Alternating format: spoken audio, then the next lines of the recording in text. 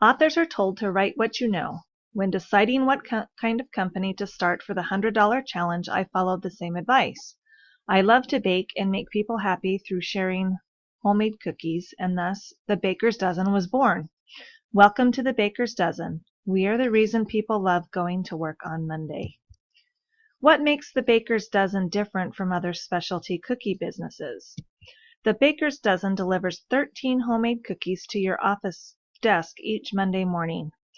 Each week is a different flavor, giving customers a wide variety of flavor profiles. Subscriptions to the Baker's Dozen are sold in 6-week blocks for $30. In the event a customer prefers to make a one-time purchase, single packages will be sold for $7. For the initial launch of the Baker's Dozen, I marketed the product to coworkers. With over 400 employees, I was certain to find enough interested parties to subscribe. However, due to production capacity limitations, I would need to limit subscriptions to 20 max. I created a flyer and emailed it to the 13 members of my team, giving them first rights to a subscription.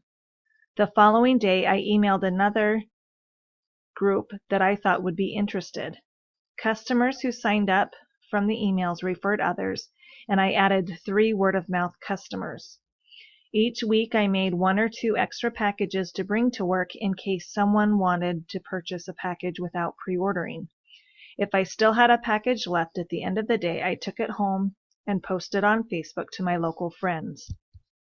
The first week of cookie sales, I started with 14 subscriptions. I sold the extra package along with a full subscription for the remaining weeks.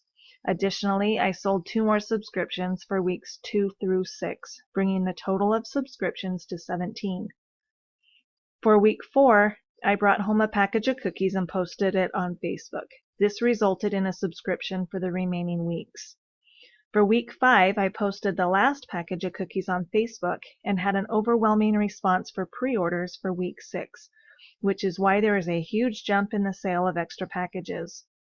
By the end of the 6-week subscription period, I sold 118 packages of cookies. Here is an abbreviated expense and income tracking ledger to show how I kept track of the financial information.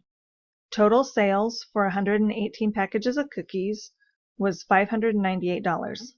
I spent $144.67 on supplies, leaving the Baker's Dozen with a profit margin of 76%, or $453.33.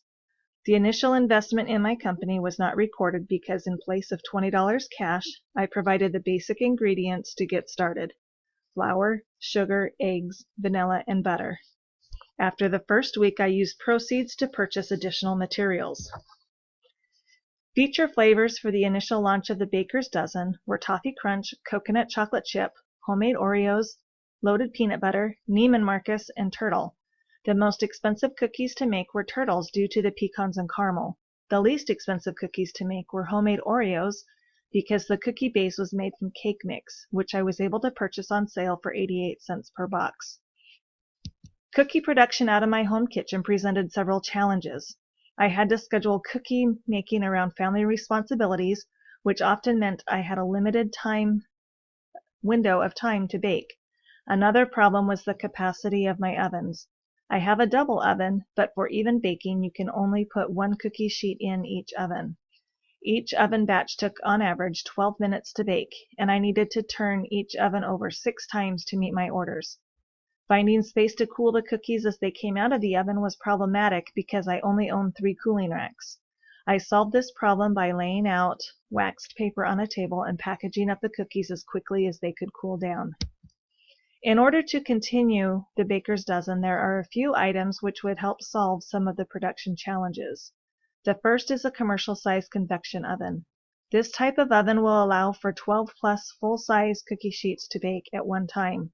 With the standard kitchen oven, half-sheet pans are the largest size that can fit in the oven. The next item is a sheet pan rack. A pan rack solves cooling space issues. This rack can hold 20 sheet pans. The cookie sheets are taken directly from the oven and placed on the rack. There is no need to remove the cookies from the pan until packaging. A large capacity floor mixer is the last item to improve production. A 60-quart mixer can handle 30 pounds of dough with ease. Total equipment costs are $31,425. An additional $2,500 of capital is needed for supplies such as parchment paper, baking sheets, packaging material, and ingredients. The final item on the Baker's Dozen wish list is building modifications of $25,000. Modifications are necessary to my existing kitchen to turn it into an approved commercial kitchen for large-scale production. Based on the success of my 6-week $100 challenge business, I believe the Baker's Dozen is a viable business idea that can be expanded into a large-scale production. My customers were disappointed at the conclusion of the subscription period. 80% have approached me about renewing their subscription if I continue with the Baker's Dozen. I have learned important business lessons throughout this experience in marketing, accounting, and production. I am confident the Baker's Dozen will be a success if expanded to a full-scale operation.